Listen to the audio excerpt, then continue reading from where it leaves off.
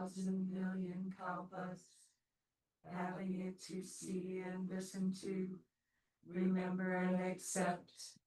I vow to taste the truth of the Tathagata's teachings. Can you hear, Chris? Okay. In Buddhism, when Zen practitioners share their understandings of teachings and practice, it's offered on the basis of dana paramita. Dana being a Pali word that means generosity or to give freely. And those who share their teachings at Great Tree do so on a dana basis, so please support their practice by giving what you can. You can go to the greattreetemple.org website, and there's a giving button near the upper right corner. Our speaker today is our abbess, Rev Teijo Munnich. Daiju Teijo means Great Tree Right Stillness. Rev Teijo is a disciple and Dharma heir of Rev Dainin Katagiri, who she studied with from 1975 until his death in 1990. She received formal training at Hokyoji in Minnesota, Tassajara Zen Mountain Center in California, and Hosshinji Sodo in Obama, Japan. Rev Munnich was ordained as a Zen priest in 1981, and in 1983 she began to envision a practice center and community which became Great Tree Zen Women's Temple, which opened her doors in 2005. Welcome, Teijo.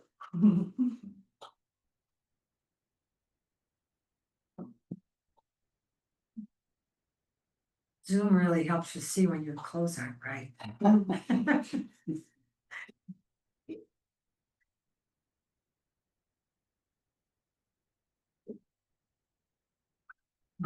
Read. So, at the end of September, it became apparent to me that we didn't have any speakers lined up for, we didn't have speakers lined up for all the Saturdays in October. And so I started kind of rooting around and getting people in. That's when this title came to me. Faith. Just a second. I don't know what the title is. Awareness and letting go. Right? And at the time, kind of struck me how the three of those things are related to each other. And I've been thinking a lot about faith because Genjo's been thinking a lot about faith. And somehow it's made me think, well, you know, how would I describe what is faith? And also asking myself, how is faith working in my life?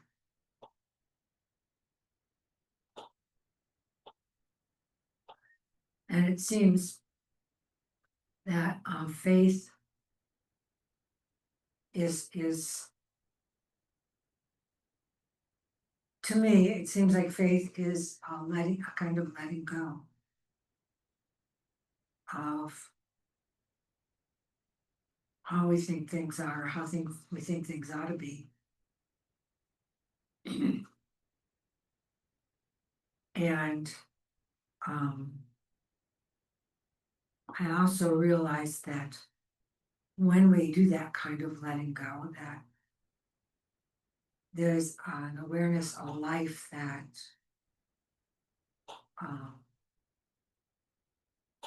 on the one hand is very freeing, and also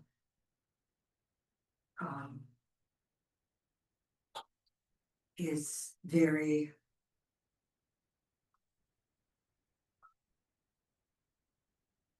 helpful in allowing us to, as Myojo used to say, do the next best thing, which I think comes from AA. She always said, just do the next best thing. And, you know, how do we know what is the next best thing? Of course, that's the question. And I knew that Hagir Roshi used to talk about faith a lot. In fact, there was a workshop one time. He and some other teacher, I don't remember exactly who it was, but they were both talking about faith. And the one thing that I remember from it is that he said something like, well, just try something for a month or 3 months or for a year. And then if you want to let it go, you can let it go. But he said, faith comes from the experience, from our experience in life. And I don't know if I said that very well, but it really struck me when he talked about that. I think part of what he was referring to was that he, of course, came from a Zen monastic tradition, and the Japanese monastic tradition in Zen is very monastic. Even if you're a lay person and you go to the monastery, you know, you have an experience of being constricted in some way. Katagiri once described the monastery as like putting a snake into a bamboo pole. And I remember when I heard that, I thought, oh, what a great, it kind of inspired me. What a great description or something. And then I remember quoting it in a brochure that we made for our monastery. And several people said to me, "Ooh, it's a terrible image. Be a snake being in a bamboo pole where you can't move." But that's really what it feels like in the monastery. And I remember writing an article. I had to write an article for the Minnesota Zen Center newsletter. They wrote and said, "Oh, could you write and tell us something about the monastery?" And I remember when I wrote it, "Oh, you know, it's very boring. You know, it's so boring that you can watch the dust collect on the windowsills." And it really does feel like a sensory deprivation tank. Not that I've ever been in a sensory deprivation tank, but you know, that there's just not anything to hold on to. There's no sense of just about the time you think you've got something, then you're moving on to the next thing. So there's no sense of achievement.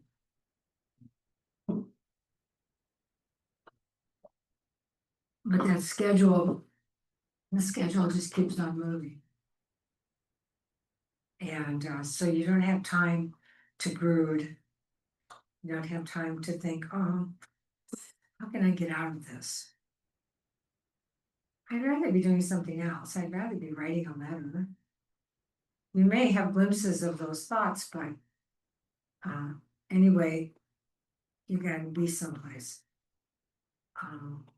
And so you're constantly kind of letting go, letting go, letting go, letting go, letting go. I thought before I went to the monastery, I thought, oh, it would be so nice just to be able to follow the schedule. Because at Minnesota Zen Center, you know, I was kind of the available one, so I was always doing everything. So I never had a chance to just follow the schedule. I always had to be doing all these other things to make things work. So faith, you know, faith gets cultivated in those kinds of ways when you have the experience. You know, in Minnesota, people were always complaining, oh, that's too Japanese. Katagiri would say, oh, I'd like to do this. Oh, that's too Japanese. We don't want to do that. And so they dismiss it before they ever tried it. And I think that's why he said that. Well, try it.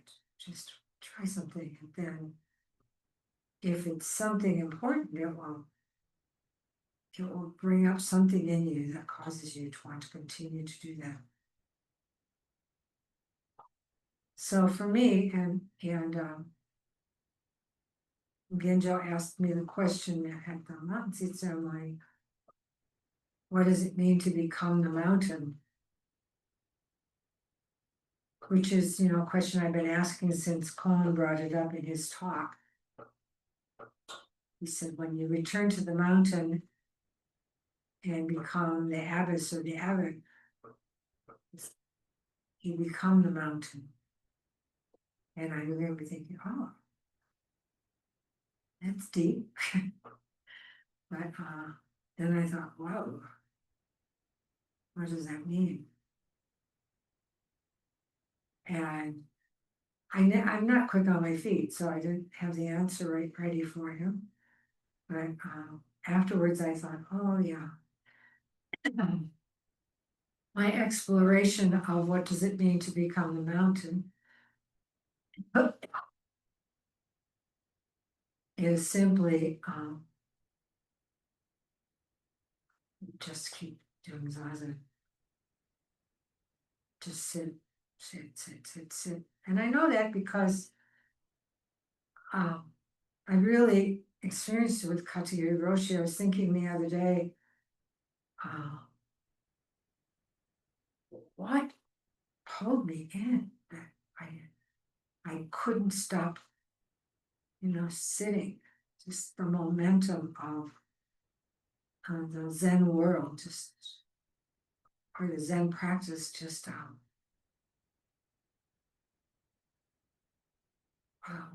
drew me in, and I thought, well, a lot of it had to do with Katagiri Roshi and his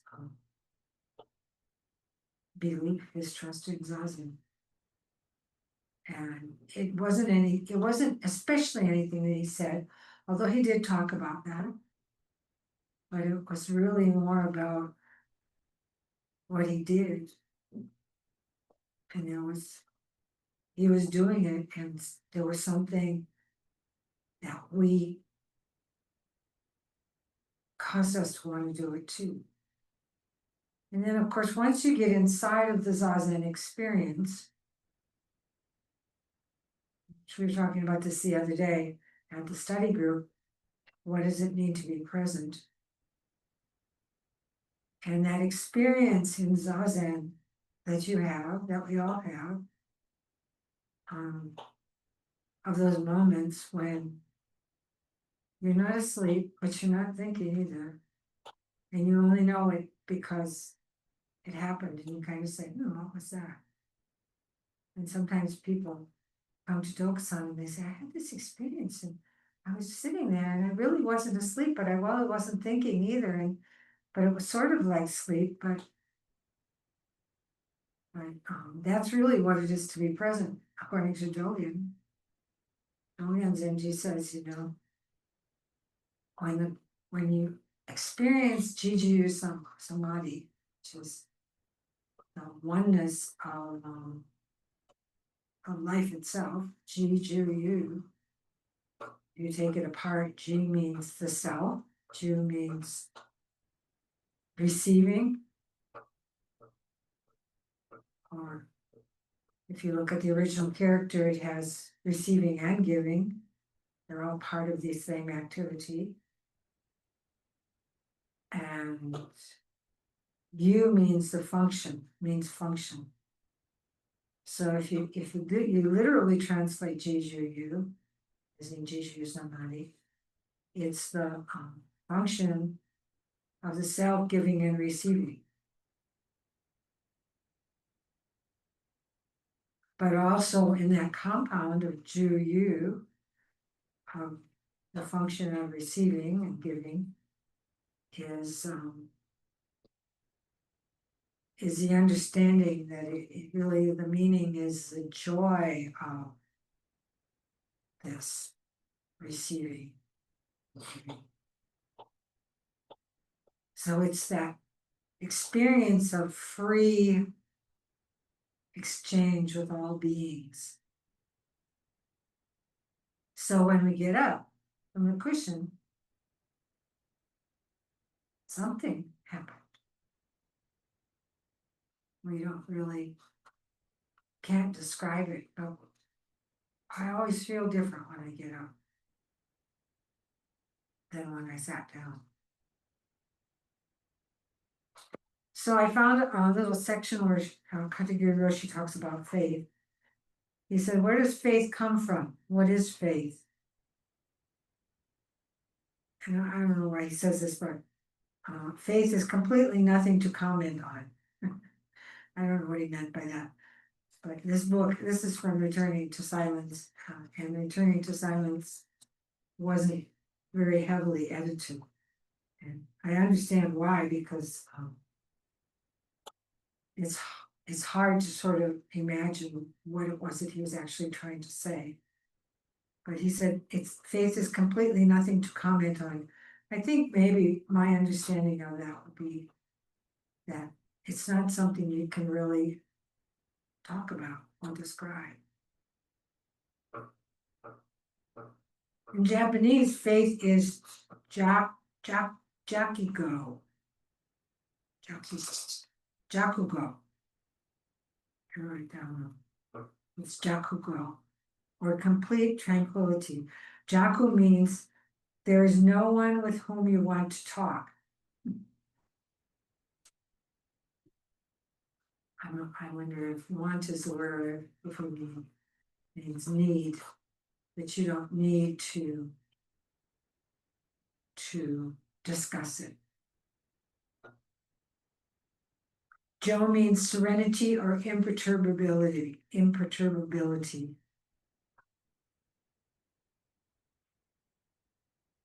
You have to be somewhat imperturbable to write the word imperturbability.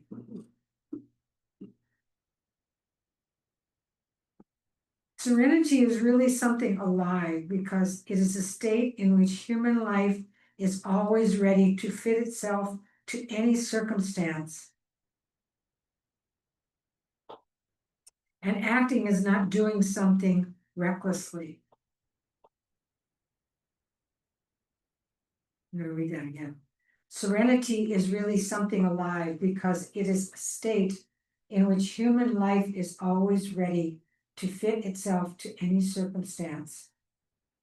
And acting is not doing something recklessly. I was thinking, as I was copying that, that kind of describes mindfulness.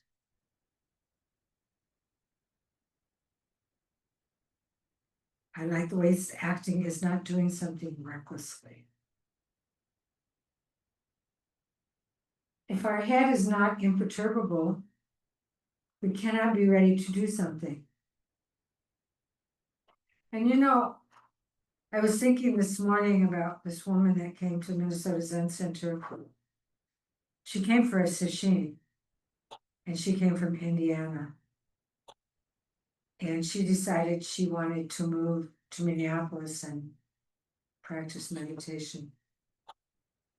But when she got to Zen Center, she moved to Minneapolis, she kept saying, I've got to get a job and then I can do Zen practice. And I kept thinking, no, you need to do Zen practice and then you can get a job. And the reason I say that is, and my teacher in Japan kind of said it in a nutshell. One of the things I realized early on was that Zazen helped me see what was right in front of me. Helped me see what it was that I needed in that moment. It's always right there. But much of the time, what we think we're looking for is something different than what we actually are looking for and what we're actually needing. And so we go chasing after something rather than just recognizing that it's there. And that's why slowing down and sitting down and shutting up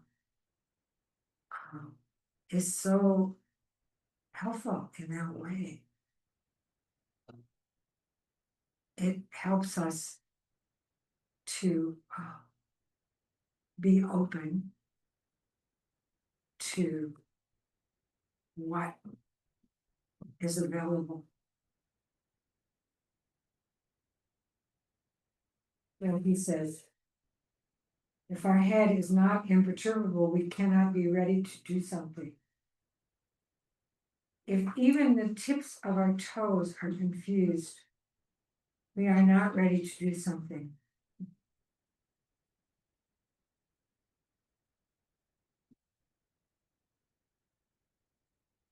So our whole body must be imperturbable, quiet. There must be clear consciousness there. I love this expression, clear consciousness. And I thought, when I read that, I thought, clear consciousness is a good way to describe awareness,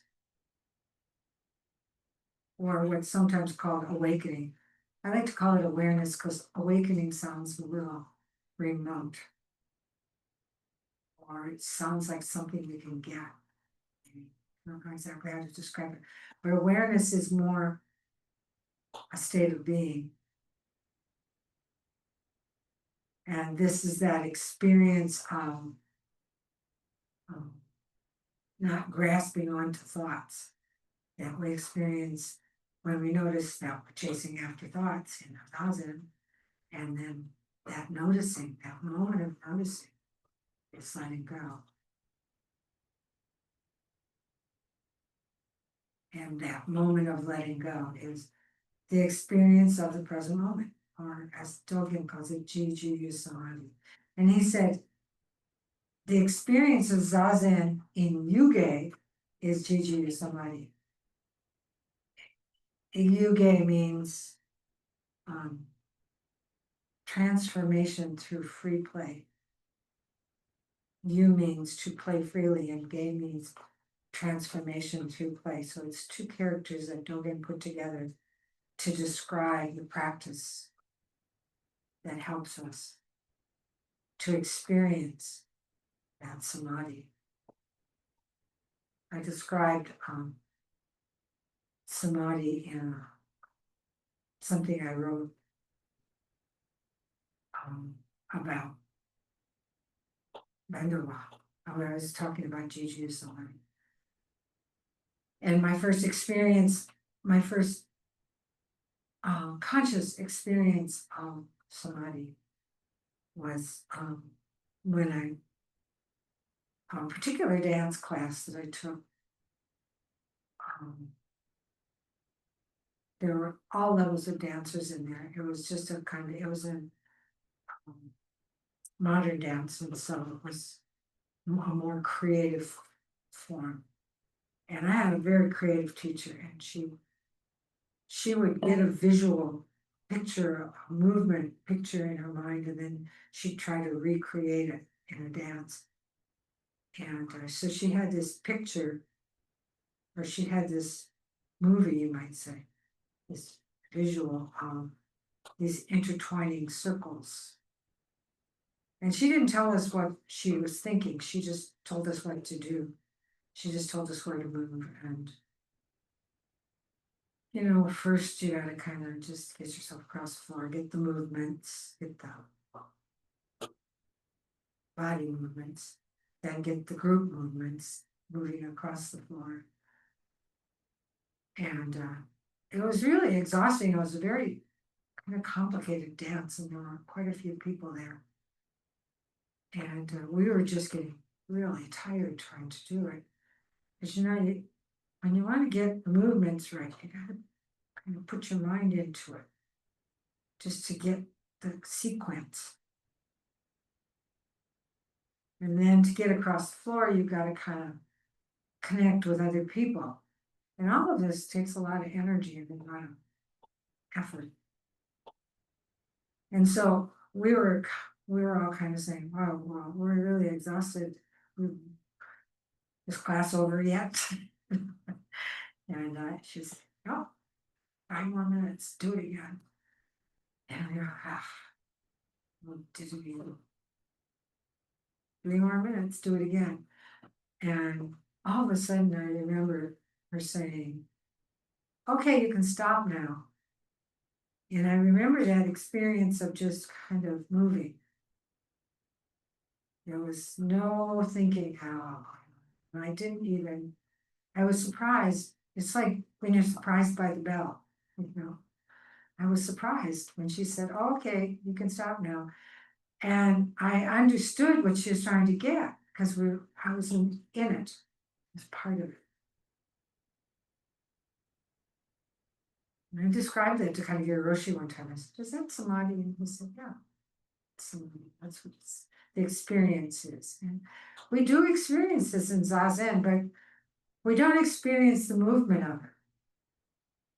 Even though there is movement. There's all kinds of movement in life all the time. And so we notice, we're thinking a lot, or we're really angry, or we're like really fixating on our anger and saying, "Oh, wait, let go of it. This is Zazen. Just let go of it." And then we're fixating on it again, and then let go of it. It's like, "Oh, how am I going to let go of this?" And then all of a sudden, the bell rings, and we notice we're not fixating on whatever it is we're fixating on. So we did let go. And we know we let go of it because when the bell rang, we weren't caught by it. So that experience of being danced, that experience of just being part of and experiencing the joy of that interconnection that we have with all beings and recognizing that. And when we have that experience, even once, we say, "Oh, that was this experience."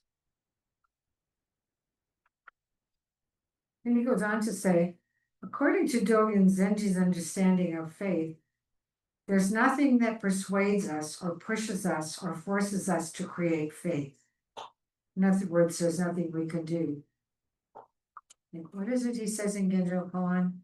Carrying ourselves to all things is delusion, and all things, allowing all things to come to us is awakening.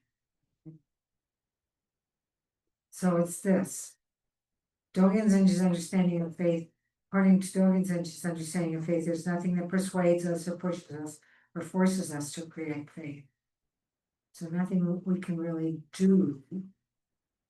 Faith means tranquility, and complete tranquility is the source of our nature and our existence. There's no need to talk about tranquility or not tranquility in our life or in our Zazen. Everybody is already perfectly tranquil. So Katagiri Roshi gave me the name Teijo, which means authentic equanimity or right stillness. That's his translation. And of course, when I got the name right stillness, and I looked at that translation, I thought, oh, he's making fun of me. Because I always had a reputation at Zen Center for moving a lot during Zazen.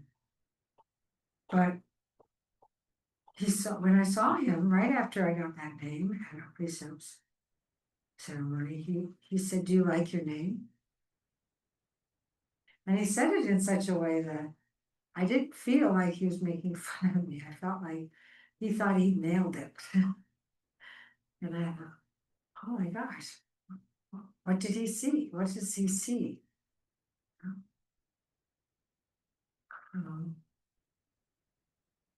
How could a person like me who can't sit still during Zazen have a name that means right stillness?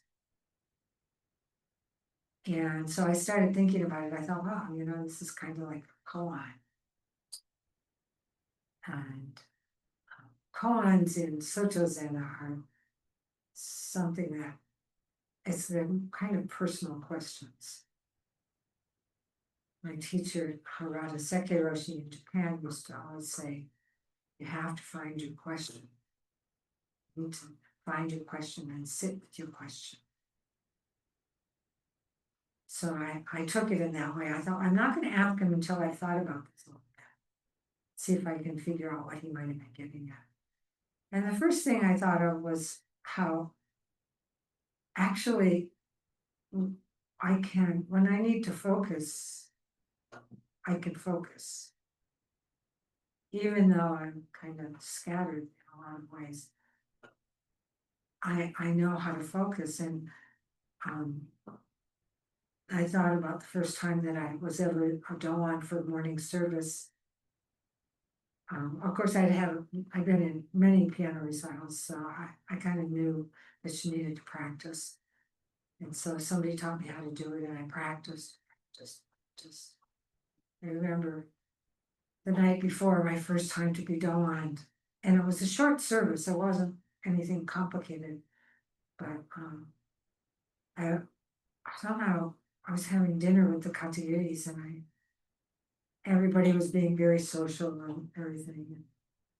And I said, well, I'm sorry, I have to leave because I have to go practice. And I was practicing and practicing, like for a whole day, I just practiced and practiced. And when I did it, I didn't make one mistake. And since then, I've made a lot of mistakes. But that very first time, I didn't make one mistake. And Katagiri Roshi said to me afterwards, you did that perfectly. It was like he was very impressed. And so I thought back to that, and I thought, well, maybe that's what he saw. That, when I need to focus, I can. And over the years, it kind of, and I did ask him about it from time to time. I found it interesting that he used the word authentic to translate the same character that he used the word right to translate. So somehow authentic and right kind of seemed like he was getting at the same thing. Anyway, I thought about it for many years and, came up with lots of different insights. And one thing that I came to one day when I was sitting at Sunset of Asheville is I realized that the stillness is there already in us. That we all have that stillness. But somehow our mind is telling us we're not still. And so we're always trying to find ways of experiencing that stillness. But it's already there. And I always kind of talk about that little character in the Charlie Brown cartoon called Pigpen. Pigpen always had lots of stuff around him. But actually, Pigpen was a quiet guy. That's stillness in the midst of all of that. And really, that's what we often get caught by, is that all that stuff around us. Oh my gosh, this tornado. But actually, I always say the center of the cyclone is very still. It's really true about us that that stillness is there. And I think that's what he's saying here. He says, faith means tranquility. And complete tranquility is the source of our nature and our existence. So we find that. We experience that in Zazen. We just have that experience. And the more we do Zazen, the more we trust that feeling. I often tell people the reason I want to do family meditation is so that children can learn what it feels like to be still. I think it's more difficult once we kind of engage in the busyness of life that our adult culture causes us to engage in. By the time we've engaged in that, it makes it much more difficult to be with that stillness. And I watched a parent at Katagiri Roshi's funeral. I remember her child couldn't sit still. And so she took him out. And I thought, what a missed opportunity. Because I'm sure that it was uncomfortable. Funerals are not always so comfortable. And just the energy of people saying their last, kind of the last goodbye. It's uncomfortable. And two of the young people, teenagers, it was in a church. Actually, during the funeral, they went downstairs and tore up the kitchen. It's that uncomfortable energy, and you're not used to being comfortable with uncomfortableness. It can bring up really violent actions. Even in our own lives, which maybe most of us would describe ourselves as violent people. When we feel that discomfort, there's this tendency to act out in some way, to blame someone or to blame something, or to not just allow ourselves to feel the discomfort, or even to feel the joy of the moment. Because we know it won't last, or we try to grasp onto it or fear things. There's no need to talk about tranquility or not tranquility in our life or in our zazen. Everybody is already perfectly tranquil.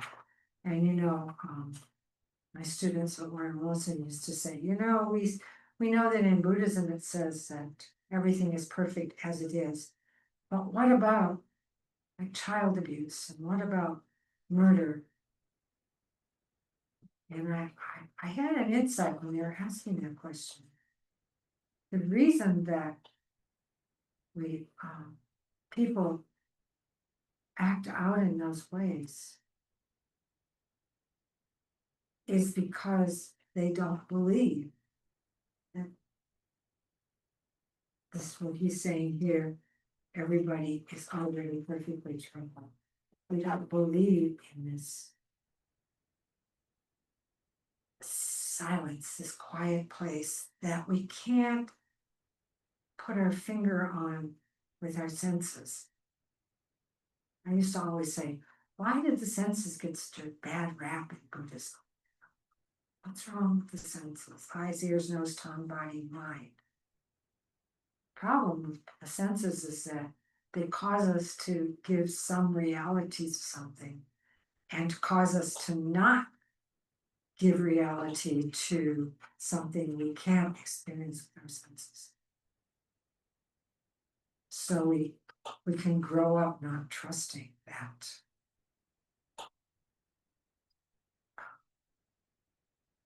Quiet, that silence, that faith that helps us to see things as they are. Because things as they are may not be the way we've figured out they should be.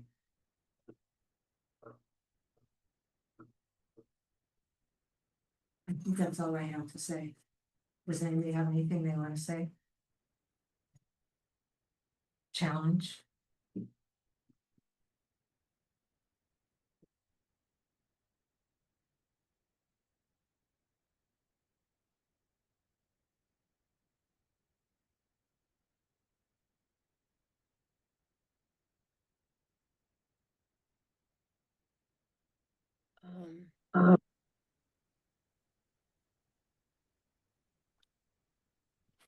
Things as they are.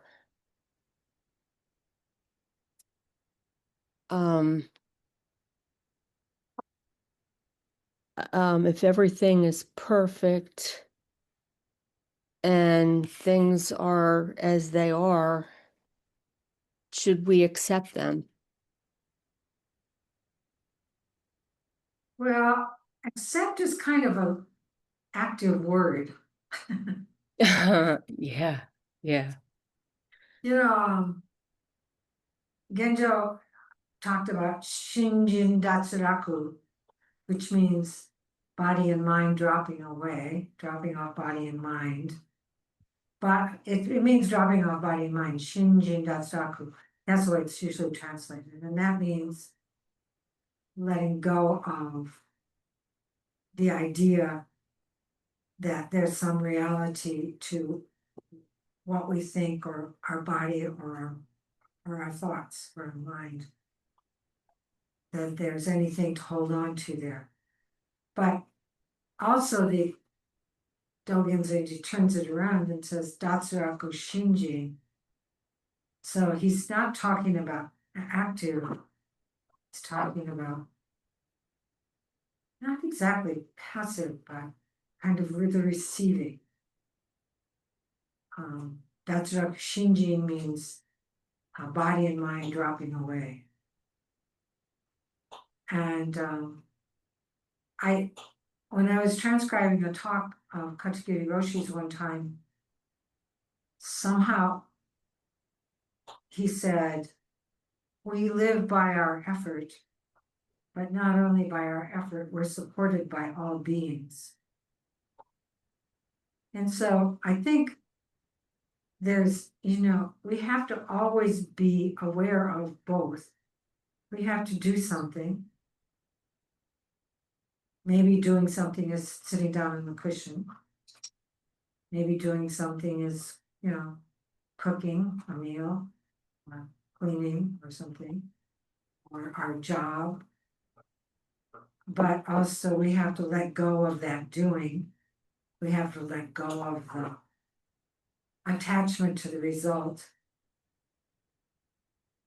And so practicing that in Zazen, having that experience of seeing what our mind is doing, and then when we see it, we say, wow, I'm obsessing about this, or recognizing what we're doing allows us. It's not just that it allows us, it is letting go. That recognition itself is letting go. And it's easy, when we begin this practice, it's easy to say, oh, that wasn't a real experience. Because it doesn't give us anything to attach to. That's why my response to what does it mean to become the mountain, and also what is faith, is just do Zazen. Because it helps us to experience that. When you're sitting there and doing nothing, even if your mind is trying to do something and you get busy and busy, at some points you have that experience of noticing it. And when you notice it, don't try to do anything about that. Just take a deep breath.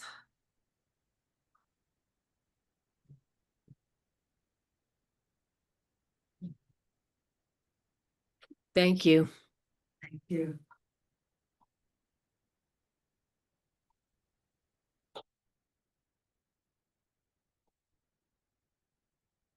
I don't know if I've formed a question, but just something about the things that you're saying makes me feel a little bit nihilistic, in that, okay, well, if everything's perfect, if all you need to do is just sit, why would you do anything at all? Why don't you just sit and watch the dust collect? Why would you dance? Why would you cook? Why would you do anything? Because I feel like there's this tension that I always feel between I should be doing something to live a rich life, I should have experiences. But then there's this other side that's no, all you really need to do is just sit. And yeah, I find those things very hard to square with each other. Right. Yeah. Yeah. So that's sort of the middle way, isn't it? Yeah.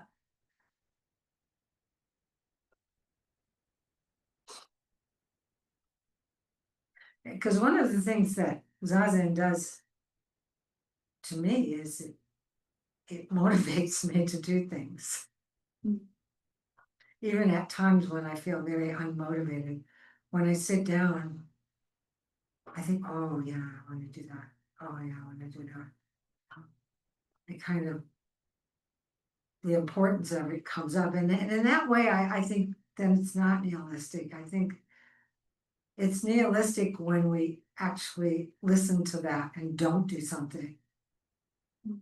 You know? And I mean, I always say right effort is getting yourself to the cushion. Because when I get myself to the cushion, I see whether it's time to rest or it's time to do something. And one of the things I've been thinking about in the last couple days, and of course, part of it is the fallout from the ceremony and all the preparation that went into it, is, you know, this is the time to rest.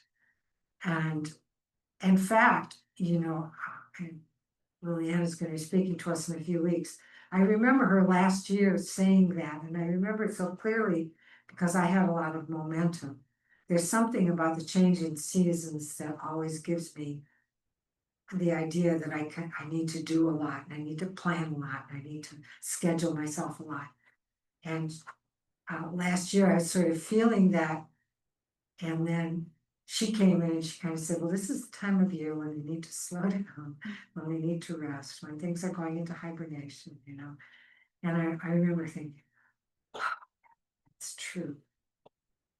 And it's interesting too how when the weather changed the last couple days, there was this feeling of, oh, you know, maybe I planned too much, or maybe I've still got too much on my plate, you know. Because that's what happens, you know. Yeah, you want to say something? She said, look at the clock, Teijo, it's 10 o'clock. It's 11 o'clock, and it's not. But anyway, it's just interesting to me because, you know, it's not a fixed thing that we should rest, or we should, you know, we change with the seasons and we change with the moment, and you know, and that's why it's so helpful to sit, because there are times when we need to just say, it's time to slow down, it's time to rest, it's time to take more naps, you know. And other times when it's time to move, it's time to do something, you know? And we see that. What? She has something she's doing. Do you know what she's I doing? don't. She's like, I don't. We're almost done. She's ready to move. She's ready to move, yeah. Just that. An hour is enough. Just like tune in. Time to move. Okay. Anyway, so that's the non-answer to your question. My teacher in Japan said, just do Zazen and everything will fall into place. And I thought, I knew that, but it's easy to forget that. Okay.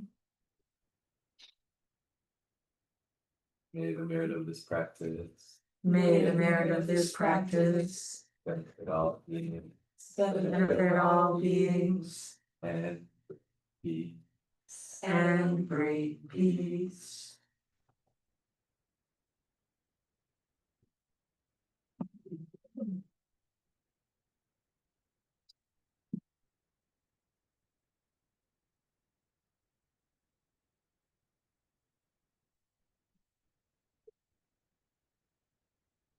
What's the next?